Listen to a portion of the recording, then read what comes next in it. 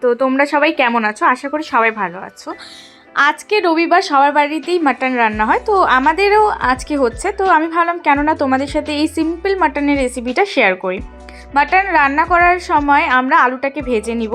ভেজে নেওয়ার পর মাটনটাকে ম্যারিনেট করব। ম্যারিনেট করতে তো সামান্য আমরা হলুদ, লবণ, তারপর পেঁয়াজ, রসুন, আদা বাটা এগুলো ইউজ করি। তারপর আমরা এখানে দেখতেই পাচ্ছ তেজপাতা, গরম মশলা, পেঁয়াজ, রসুন আর একটু ভেজে নিব। হালকা হালকা লাল হওয়ার সময় মাটনটা ওটার মধ্যে তখন আমরা দিয়ে দিব।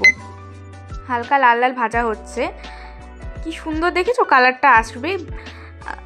আর মাটনটা খেতেও ভীষণ টেস্টি হয়েছিল, আমার তো খুব ভালো লেগেছিলো। তো আমি ভাবলাম যে তোমাদের সাথেও মাটন রান্নাটা শেয়ার করি।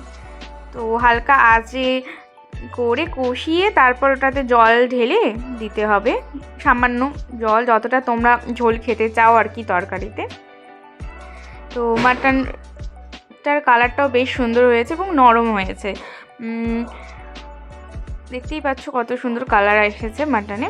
এবার হালকা উপর দিয়ে গরম মশলা ছড়িয়ে দিলে বাস রেডি আমাদের মাটন।